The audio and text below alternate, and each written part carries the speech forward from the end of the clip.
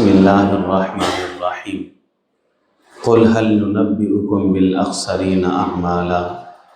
اس دنیا کے اندر تقریباً تمام ہی انسان وہ کسی نہ کسی اعتبار سے کسی نہ کسی لحاظ سے عمل کر رہے ہیں، نیکیاں کر رہے ہیں، عبادتیں کر رہے ہیں، بندگیاں کر رہے ہیں، لیکن یہ جو انسان اعمال کر رہے ہیں، اعمال کے رزلٹ اور نتیجے کے اعتبار سے انسانوں کی دو قسمیں ہیں۔ نتیجے کے اعتبار سے انسان دو قسم کے ہیں۔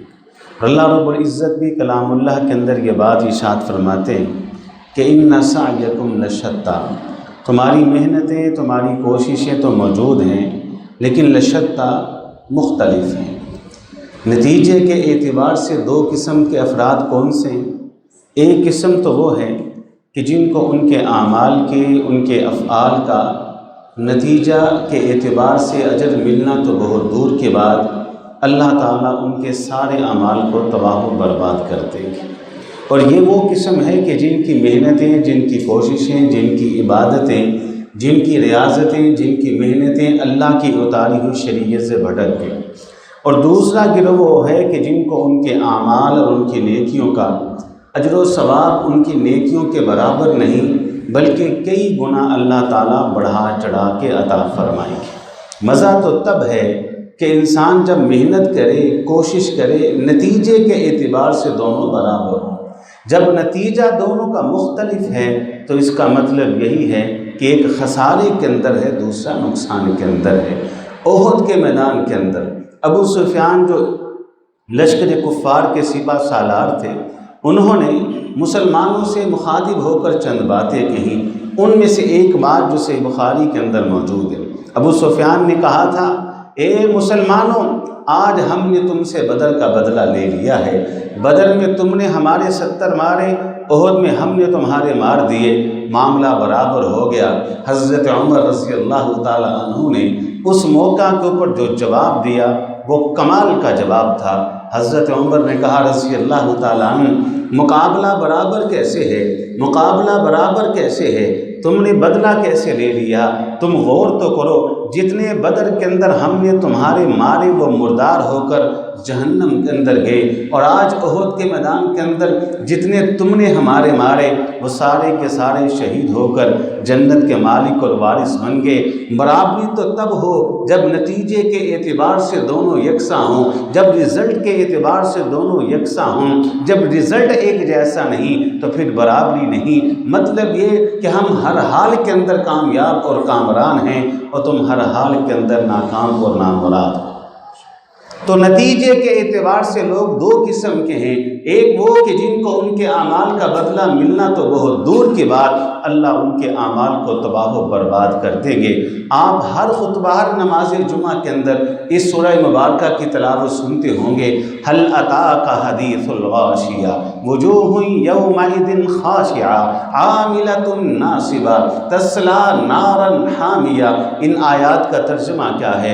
هل اتاک حدیث الغاشیہ، کیا تمہارے پاس چھا جانے والی چیز کی خبر نہیں آئی؟ یعنی قیامت کی۔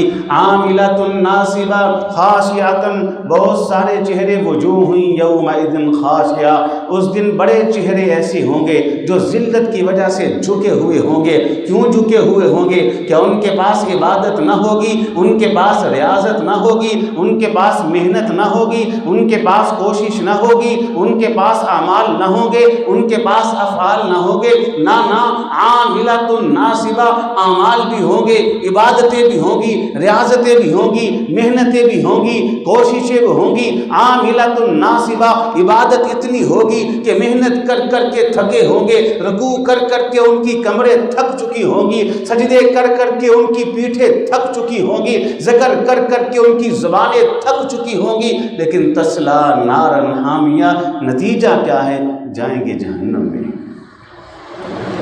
اور تفسیر ابن کثیر کے اندر ابو الفدا عماد الدین ابن کثیر ایک واقعہ نقل کرتے ہیں۔ واقعہ ابو عمران جونی اس کے راوی ہیں، وہ بیان کرتے ہیں، کہتے ہیں عمر رضی اللہ تعالیٰ عنہ امیر المؤمنین خلیفۃ المسلمین چند ساتھیوں کے ساتھ ایک جنگل سے گزر رہے تھے۔ جنگل کے دوران انہوں نے دیکھا ایک کچا گھروندہ ہے، کچا مکان، یہ کچا گھروندہ کس کا ہے؟ ایک عیسائی راہب کا۔ عیسائی راہب وہ ہوتے تھے جو ترک دنیا کرتے، کاروبار چھوڑا، بہن بھائیوں کو چھوڑا، خاندان کو چھوڑا، قبیلے کنبے برادری کو چھوڑا، سب کچھ چھوڑا، کسی جنگل بیاباں میں کچا سا گھروندہ بنا کے اس کے اندر اپنے آپ کو قید کر لیا۔ بس اس میں ایک ہی کام ہے، عبادت عبادت عبادت، ریاضت ریاضت ریاضت، بندگی بندگی بندگی، محنت محنت محنت، ذکر ذکر ذکر، اذکار اذکار اذکار، رکوع سجدہ، بس یہی کام ہے۔ کہا اس گھروندے کے قریب سے گزرے، فنادا یا راہب، عمر رضی اللہ تعالی عنہ نے اس راہب کو آواز دی، او راہب اپنے گھر کے کھڑکی دروازے کو کھول۔ وہ راہب اپنے گھر کے کھڑکی دروازے کو کھولتا ہے، باہر جھانکتا ہے، جیسے ہی عمر بن خطاب رضی اللہ تعالی عنہ اس راہب کے چہرے کو دیکھتے ہیں، فجعل یبکی، رونا شروع کر دیتے ہیں۔ سوال کرنے والا سوال کرتا ہے، عمر رضی اللہ تعالی عنہ جب آپ اس کچے گھروندے کے قریب سے گزرے، آپ نے اس راہب کو آواز دی، اس راہب نے اپنے گھر کے کھڑکی دروازے کو کھول کر باہر جھانکا، جیسے ہی آپ نے اس کے چہرے کو دیکھا آپ نے رونا شروع کر دیا، وجہ کیا ہے، سبب کیا ہے؟ حضرت عمر رضی اللہ تعالی عنہ نے جواب دیا، جیسے ہی میں نے اس کے چہرے کو دیکھا مجھے قرآن مجید کی وہ آیتیں یاد آ گئیں، هل اتاک حدیث الغاشیہ وجوہ یومئذ خاشعہ عاملۃ ناصبہ تصلی نارا حامیہ۔ اس راہب کو دیکھو، گھر بار چھوڑ کر اس جنگل میں آیا ہے، کچے گھروندے میں اپنے آپ کو قید کر لیا ہے، محنت کر رہا ہے، عبادت کر رہا ہے، بندگی کر رہا ہے، لیکن تصلی نارا حامیہ، جائے گا جہنم میں۔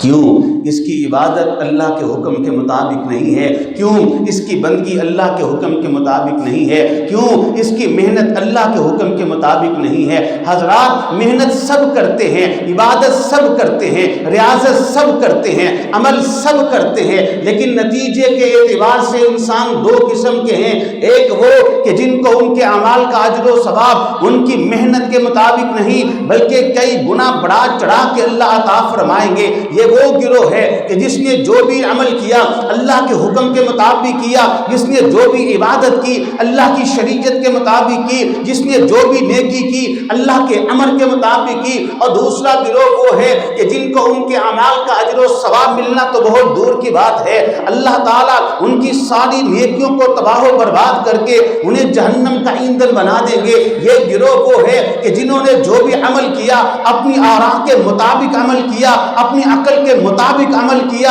اور اللہ رب العزت کے احکامات کو پس پش ڈال دیا۔ اسی کو اللہ نے قرآن مجید کی الکہف سورت کے اندر یوں بیان فرمایا، قل هل ننبئکم بالاخسرین اعمالا الذین ضل سعیہم فی الحیاۃ الدنیا وهم یحسبون انہم یحسنون صنعا۔ اللہ کے رسول آپ ان لوگوں کو کہہ دو، هل ننبئکم بالاخسرین اعمالا، آؤ میں تم کو بتاتا ہوں کہ عمل کے باوجود، نیکی کے باوجود، اعمال کے باوجود گھاٹے نقصان خسارے کے اندر کون سے لوگ ہیں؟ کہا وہ لوگ ہیں الذین ضل سعیہم، جن کی محنتیں، جن کی عبادتیں، جن کی ریاضتیں، جن کی کوششیں اللہ کی اتاری ہوئی شریعت سے بھٹک گئیں، وہم یحسبون انہم یحسنون صنعا، ویسے گمان وہ یہی کرتے تھے کہ وہ اچھا ہی کام کر رہے ہیں، ان کے گمان کے مطابق وہ کام اچھا ہی تھا، لیکن اللہ کے کاغذوں کے اندر وہ کام اچھا نہیں تھا۔ کیوں اچھا نہیں تھا؟ کہ وہ عمل اللہ کی شریعت کے مطابق نہیں تھا۔ یاد رکھیے گا کہ عمل کر لینا کافی نہیں ہے، عمل کر لینا کافی نہیں ہے، بلکہ عمل کرنے سے پہلے ایک چیز کو سمجھنا بہت ضروری ہے۔ وہ چیز کون سی ہے؟ رسول اکرم صلی اللہ علیہ وسلم نے ارشاد فرمایا تھا، من یرید اللہ بہ خیرا یفقہہ فی الدین، اللہ جس کے ساتھ بھلائی کا ارادہ کرتے ہیں اسے دین کی سمجھ عطا فرماتے ہیں۔ یہ نہیں کہا اسے دیندار بناتے ہیں، دینداری اور چیز ہے، سمجھداری اور چیز ہے۔ کوئی بھی عمل کرو پہلے اس کی فقہ حاصل کرو، اس کی فقہ کیا ہے پہلے سمجھو، جو عمل میں کرنے جا رہا ہوں قرآن کے اندر کیسے موجود ہے، حدیث کے اندر کیسے موجود ہے، اس عمل کو سمجھنے کے بعد کرو۔ صحیح بخاری کے اندر حدیث موجود ہے، بات ذرا آپ کو سمجھ میں آ جائے گی۔ آنے والے 3 افراد اللہ کے رسول کے گھر آتے ہیں علیہ الصلوۃ والسلام، گھر کے دروازے پر دستک دیتے ہیں۔ امی جان کہتی ہیں کون؟ انہوں نے کہا اللہ کے رسول سے ملنا ہے علیہ الصلوۃ والسلام۔ امی جان نے کہا آپ گھر میں نہیں۔ تینوں کے تینوں کہتے ہیں ہمیں آپ کی عبادت سے غرض ہے، آپ کے معمولات سے غرض ہے، بتلائیے آپ کے معمولات کیا ہیں، آپ کی عبادت کیا ہے، آپ کے اعمال کیا ہے۔ امی جان نے ان کے سوالوں کا جواب دیا۔ ایک نے کہا کہ آج کے بعد میں رات بھر قیام کروں گا، اپنے اوپر نیند کو حرام کر لیتا ہوں۔ دوسرے نے کہا آج کے بعد ہر روز روزہ ہوگا، کبھی روزے کو چھوڑوں گا نہیں۔ تیسرے نے کہا آج کے بعد میں نکاح نہ کروں گا، نکاح کے بعد انسان عبادت سے غافل ہو جاتا ہے۔ تینوں کے اندر دینداری موجود ہے، سمجھداری موجود نہیں۔ تینوں کے اندر دین کا جذبہ موجود ہے، لیکن اس جذبے کے پیچھے وہ فکر موجود نہیں ہے، وہ سمجھ موجود نہیں ہے، وہ فہم موجود نہیں ہے، وہ شہم وہ علم موجود نہیں ہے جس کی بنیاد پر انسان کو عمل کرنا چاہیے۔ رسول اللہ گھر تشریف لاتے ہیں، امی جان نے آپ کو آگاہ کیا کہ تین آپ کے ساتھ ہی آئے تھے، ایک نے اپنے اوپر نیند کو حرام کر دیا، ایک نے اپنے اوپر کھانے پینے کو حرام کر لیا، ایک نے اپنے اوپر نکاح کو حرام کر لیا۔ نبی علیہ الصلوۃ والسلام بے چینی کے عالم میں، بے قراری کے عالم میں مسجد میں تشریف لاتے ہیں، آپ ندا دیتے ہیں وہ کون سے تین افراد تھے جو گھر گئے تھے اور یہ عزم کر کے آئے ہیں، وہ تینوں کھڑے ہوتے ہیں۔ آپ نے بات کو سمجھاتے ہوئے کہا اور میرے ساتھیوں یاد رکھو اگر تم نے اپنی ہی مرضی کرنی ہے پھر قرآن کے نزول کا مقصد کیا ہے؟ اگر تم نے اپنی ہی مرضی کرنی ہے پھر مجھ کو بھیجنے کا مقصد کیا ہے؟ اور تم کہتے ہو کہ تو رات بھر قیام کرے گا، مجھ کو دیکھو، تمہیں مجھ کو فالو کرنا ہے، تمہارے لیے میری زندگی اسوہ حسنہ ہے، میں رات کو سوتا بھی ہوں، میں رات کو قیام بھی کرتا ہوں۔ تم نے کہا ہر روز روزہ رکھوں گا اور تم مجھ کو دیکھ میں روزہ رکھتا بھی ہوں، میں نہیں بھی رکھتا۔ تم نے کہا میں نکاح نہیں کروں گا، میرے گھر کے اندر نظر ڈال، میں نے شادیاں بھی کر رکھی ہیں، میں نے نکاح بھی کر رکھے ہیں۔ آپ نے جو بات ارشاد فرمائی وہ کیا ہے؟ من راغب عن سنتی فلیس منی، یہ مسئلہ سمجھ لو، جس نے میری سنت سے منہ موڑا فلیس منی، ایسے انسان کے عمل کا اور ایسے انسان کا میرے ساتھ کوئی تعلق نہیں ہے۔ یہ ایک چھوٹی سی بات میں آپ کو سمجھانا چاہتا ہوں، وہ بات کیا ہے میرے بھائیوں؟ اگر اللہ تعالیٰ نے یہ دروازہ میرے اور آپ کے لیے کھول دیا تھا کہ ہمت کی دیواروں تک جو آپ کے دل میں آئے آپ کرتے چلے جائیں، جو میرے دل کے اندر آئے میں کرتا چلا جاؤں، جو اس کے دل کے اندر آئے وہ کرتا چلا جائے، پھر مجھ کو بتلائیے ختم نبوت کا معنی کیا ہے؟ پھر مجھ کو بتلائیے الیوم اکملت لکم دینکم واتممت علیکم نعمتی ورضیت لکم الاسلام دینا کا مفہوم کیا ہے؟ پھر مجھ کو بتلائیے کہ قرآن کے نزول کا مقصد کیا ہے؟ یاد رکھیے اس سے بڑا ظالم انسان اس دنیا کے اندر کوئی نہیں کہ وہ دین کہ جس دین کو ہم تک پہنچانے کے لیے نبی علیہ الصلوۃ والسلام نے پتھروں کی برسات کو اپنے وجود پہ برداشت کیا، وہ دین جس کو ہم تک پہنچانے کے لیے نبی علیہ الصلوۃ والسلام نے گندے اوجر کو اپنے وجود کے اوپر رکھوایا، اور وہ دین جس کو ہم تک پہنچانے کے لیے نبی علیہ الصلوۃ والسلام نے اپنے گلے کے اندر کپڑے کو ڈلوایا، وہ دین جس کو ہم تک پہنچانے کے لیے نبی علیہ الصلوۃ والسلام نے ہجرتوں کو برداشت کیا، آپ کے صحابہ نے ہجرتوں کو برداشت کیا، اور وہ دین جس کو ہم تک پہنچانے کے لیے آپ نے اپنے پیٹ پر پتھروں کو باندھا، اور وہ دین جس کو ہم تک پہنچانے کے لیے آپ نے اپنے پیاروں کی قربانیاں دی، اس سے بڑا ظالم انسان اس دنیا کے اندر کوئی نہیں جو اس دین کے اندر اپنی طرف سے اضافہ کرتا ہے، اس سے بڑا ظالم اس دنیا کے اندر کوئی نہیں ہوتا۔ ہاں آخرت کے اندر بھی اس کا انجام انتہائی خطرناک ہوگا۔ کس اعتبار سے یہ بات سمجھ لی اس کے بعد میری بات ختم ہو جائے گی۔ آپ دیکھیے محرومی کا عالم، میں نے ابتدا میں عرض کیا کہ نتیجے کے اعتبار سے دو قسم کے لوگ ہیں۔ دیکھ لیجئے صحیح بخاری کے اندر حدیث موجود ہے، رسول اللہ ارشاد فرماتے ہیں کہ حشر کا دن ہوگا، میدان محشر ہوگا، ہاں میں کوثر کے اوپر کھڑا ہوں گا، میرے ہاتھ میں کو پیالے ہوں گے، اہل ایمان آئیں گے میرے ہاتھوں سے کوثر کا پانی پئیں گے، عمل والے آئیں گے، نیکیوں والے آئیں گے۔ ایک گروہ ایسا بھی آئے گا کہ ان کے عذاب وضو کی وجہ سے چمک رہے ہوں گے، مطلب یہ کہ نمازیں پڑھنے والے ہیں، ان کی پیشانیاں بھی چمک رہی ہیں، ان کے پاؤں بھی چمک رہے ہیں، یہ بھی ان کی امت میں سے ہیں۔ دیکھیے محرومی کا عالم کیا ہے، عمل موجود ہے، رزلٹ دیکھیے، عمل موجود ہے، نتیجہ دیکھ لیجئے، ذلت و رسوائی کے علاوہ کوئی نہیں۔ وہ قریب آئیں گے، فرشتے ان کو دور دور کریں گے، آپ پوچھیں گے ان کو مجھ سے دور کیوں کرتے ہو؟ جواب آئے گا آپ کو علم نہیں ہے کہ آپ کی وفات کے بعد بعد آپ کے چلے جانے کے بعد ان لوگوں نے دین میں بدعات کو ایجاد کر لیا تھا، آپ جواب دیں گے سحقن سحقن سحقن، ہائے کتنا افسوس ان لوگوں کے بعد، میں تو اللہ کی طرف سے اتارا ہوا محفوظ دین ان کو دے کر گیا تھا، یہ کتنے ظالم ہیں، اس محفوظ دین کے اندر انہوں نے اپنی طرف سے ایجادات کر لی، بدعات کو گڑھ لیا، سحقن سحقن سحقن، یہ اسی لائق ہیں کہ میرے کوثر کے حوض سے دور بھگا دیے جائیں۔